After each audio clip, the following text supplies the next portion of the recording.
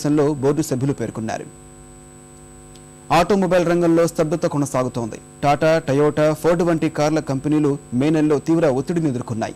షెవ్రలెట్ శ్రేణితో ముందుకొచ్చిన general Motors మాత్రం 40% వృద్ధితో అమ్మకాల్లో దూసుకుపోయింది.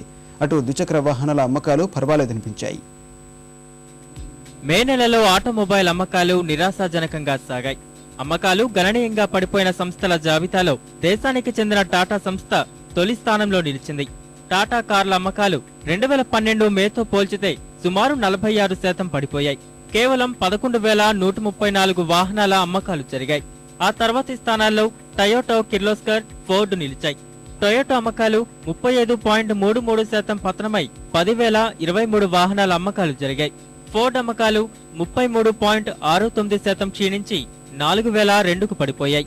మారుతి సుజుకి కార్లు సైతం గతేడాది మేతో పోల్చితే 13% తక్కువగా అమ్ముడయ్యాయి. ఆ సంస్థ ప్రతిష్టాత్మకంగా భావించే స్విఫ్ట్ కార్ల అమ్మకాలు 25% క్షీణించగా ఏ స్టార్, ఆల్టో, వేగనార్ మోడల్ కార్లు మాత్రం 5% అధికంగా అమ్ముడయ్యాయి.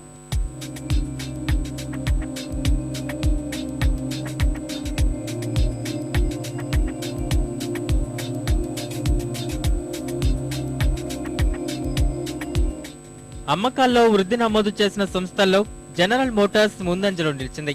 ఈ సంస్థ కొత్తగా విడుదల చేసిన చెవర్లెట్ సైల్, ఎంజాయ్ కు మంచి స్పందన కనిపిస్తోంది. వాటి అమ్మకాలు 40% పెరిగి 8,500కు ఎగబాకాయి. హోండా సంస్థ సైతం తన అమ్మకాల్లో దాదాపు 10% వృద్ధి సాధించింది.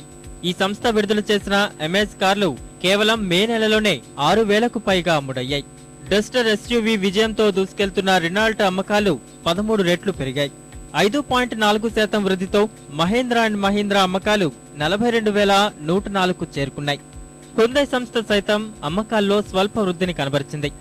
ద్విచక్ర వాహనాల అమ్మకాల్లో యమహా ముందంజలో నిలిచింది.